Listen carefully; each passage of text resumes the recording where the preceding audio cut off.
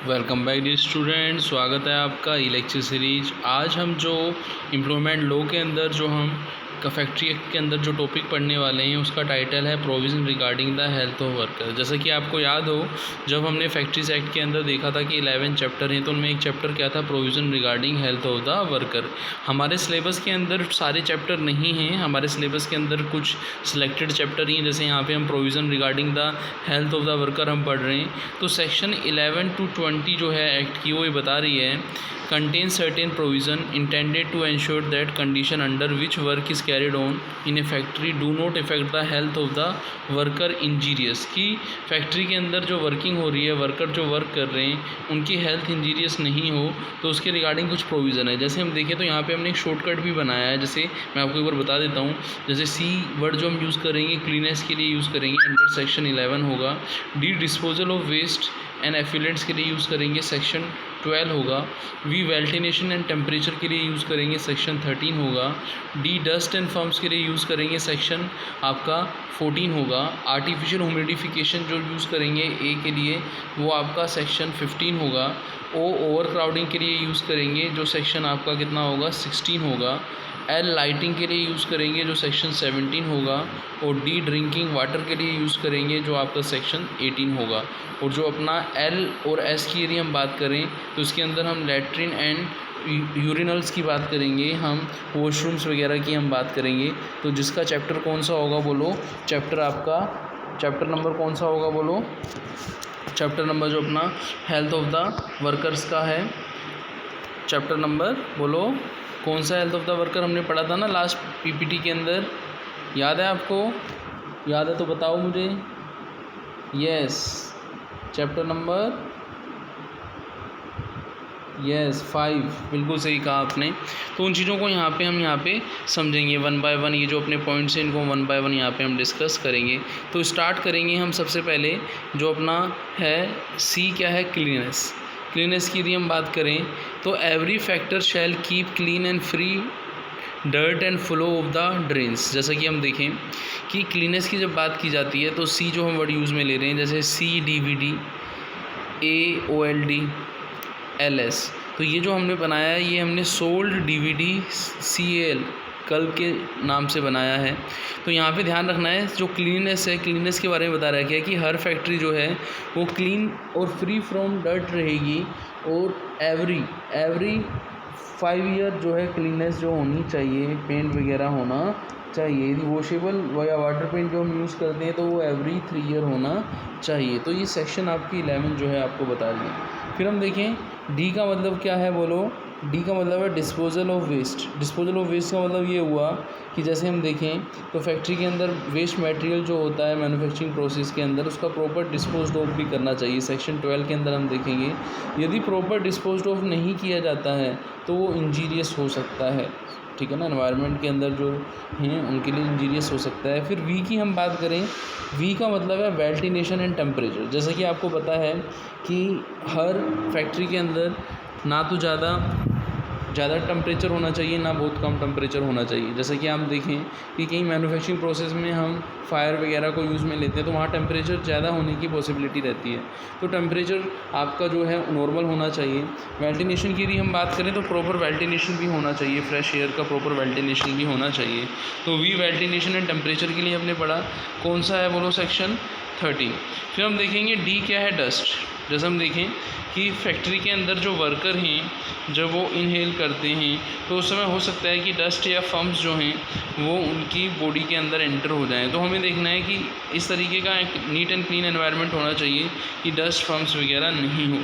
फिर हम बात करेंगे आर्टिफिशियल ह्यूमिडिफिकेशन की। आर्टिफिशियल ह्यूमिडिफिकेशन की मतलब जब हम बात करेंगे तो जो हम वाटर यूज़ करते हैं, कि वाटर जो हम यूज़ करते हैं फैक्ट्री के अंदर वो क्या होना चाहिए, आपका प्योर होना चाहिए। ड्रिंकिंग वाटर हम यूज़ करते हैं। State government can frame the rule regarding process of humidification under section 15। फिर ओ क्या है, ओ का मतलब है ओवर क्राउडिंग। जैसा कि हमें पता ही है कि फैक्ट्री के अंदर जो फैक्ट्री का एरिया है, स्क्वायर फीट एरिया है, उस हिसाब से नंबर ऑफ़ एम्प्लॉय रखे जाते हैं। जैसे हम देखें तो 75 क्यूबिक मीटर स्पेस है, तो आपके वहाँ पे हम देखें नंबर ऑफ़ एम्प्लॉय जो हैं वो आपका नॉर्मल स्पेस है। इससे कम स्पेस है तो नंबर ऑफ़ एम्प्लॉय हमें कम करने होंगे, ठीक है ना। तो ओवर क्राउडिंग नहीं होनी चाहिए। जैसे हम देखें तो कोविड के टाइम में सोशल डिस्टेंसिंग पर हमने बात की थी कि जो नंबर ऑफ़ एम्प्लॉय रहते हैं वो सोशल डिस्टेंसिंग हो, वर्कर के शिफ्ट ऑफ चेंज होने के बाद वहाँ पे क्लीनिंग हो, ठीक है ना। जो हम देखें तो वो चीज़ यहाँ पे बोली गई है किसके अंदर, ओवर क्राउडिंग के अंदर बोली गई है कि नंबर ऑफ़ एम्प्लॉय जो हैं वो ज़्यादा नहीं होने चाहिए। यदि स्पेस छोटा है तो नंबर ऑफ़ एम्प्लॉय भी कम होने चाहिए। यदि स्टैंडर्ड स्पेस से कम स्पेस है तो नंबर ऑफ़ एम्प्लॉय भी क्या होने चाहिए, आपके कम होने चाहिए। ऐसा नहीं होना चाहिए कि स्पेस तो कम है लेकिन नंबर ऑफ़ एम्प्लॉय उतने हैं या उससे ज़्यादा हैं। फिर हम बात करेंगे अपना सेक्शन जो है 17, जो बता रहा है लाइटिंग के बारे में। Factory must be well lighted. इसका मतलब क्या हुआ कि फैक्ट्री के अंदर जो हम वर्क करते हैं, तो जैसे आपने देखा होगा कि एक साइड से लाइट आ रही है, दूसरी साइड अंधेरा है, तो वहाँ जो शेडो रहती है पर्सन की, वर्कर की जो शेडो रहती है उससे अंधेरा हो सकता है। तो वहाँ पे अंधेरे में हो सकता है कि ऐसी प्रॉब्लम हो जाए, आई साइट की प्रॉब्लम हो जाए या फिर कोई इस तरीके की इवेंट्स हो जाए कि अंधेरे में नुकसान हो जाए वर्कर्स को मशीन से। तो वो वहाँ पे प्रॉपर लाइटिंग भी होनी चाहिए। जहाँ पे वर्कर जो वर्क कर रहा है वहाँ प्रॉपर लाइटिंग भी होनी चाहिए। Factory must be well lighted. Effective measure must be adopted to prevent glare and formation of shadow which might cause the eyes strain. ये अंडर 17 सेक्शन के अंदर बताया गया है। फिर हम बात करेंगे डी फॉर ड्रिंकिंग वाटर। जैसा कि हमने देखा है कि जब हमने पढ़ा था कि जब ड्रिंकिंग वाटर की बात की जाती है तो किसी भी फैक्ट्री के अंदर हम बात करते हैं तो ड्रिंकिंग वाटर इस तरीके का होना चाहिए कि जो ड्रिंकिंग वाटर का पॉइंट है वो लगभग 7.5 मीटर 20 फीट जो है आपका लैट्रिन और वॉशिंग प्लेस से क्या होना चाहिए, दूर होना चाहिए। No such appointment shall be within 20 feet और 7.5 metres of any latrine and washing place. Factory employing more than 250 worker must cool water during the hot weather.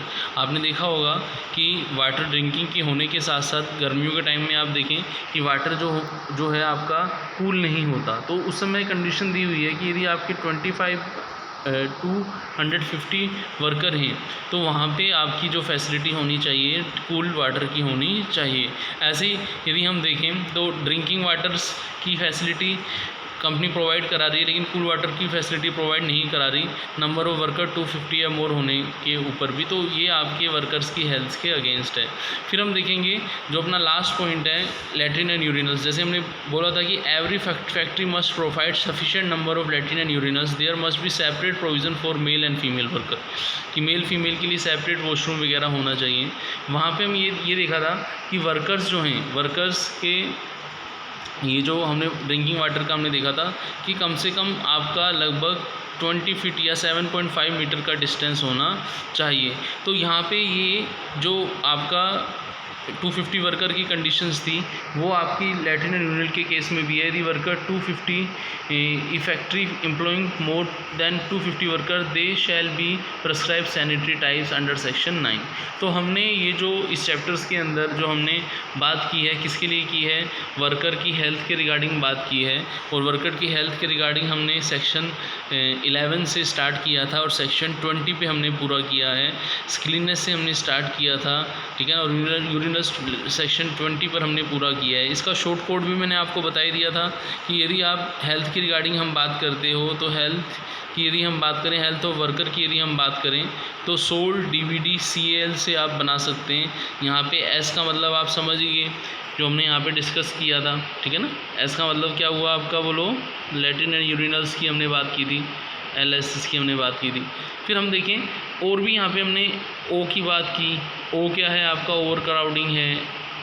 L की बात की, D की बात की। इन सब चीज़ों को हमने शॉर्ट कोड से हमने यहाँ पे समझा और 1 बाय 1 हर पॉइंट्स को फिर हमने स्पेसिफाइड सेक्शन की हेल्प से उसको डिटेल में हमने समझा। तो ये जो आपका चैप्टर्स था provision regarding the health of worker, उसको हमने यहाँ पे पूरा किया। और ऐसे ही जो अपने अदर चैप्टर्स हैं, जैसे प्रोविज़न रिगार्डिंग आपका वेलफेयर का है, उसको भी हम डिटेल में पढ़ेंगे, क्योंकि जो आपका फैक्ट्रीज एक्ट है उसके अंदर चैप्टर्स तो 11 हैं, लेकिन हमारे सिलेबस के अंदर जो हैं सारे चैप्टर्स हमें नहीं दिए हैं, तो हमें उन्हीं चैप्टर्स पर ज़्यादा फोकस करना है जो हमारे सिलेबस में हैं। जैसा कि मैंने आपको बताया था कि provision regarding health of worker जो है हमारे सिलेबस में अलग से दिया है, तो उसको हमने डिटेल में पढ़ा है। तो मिलते हैं नेक्स्ट लेक्चर में, वहाँ नेक्स्ट किसी चैप्टर को हम डिटेल में पढ़ेंगे। आपका बहुत बहुत धन्यवाद। थैंक्स।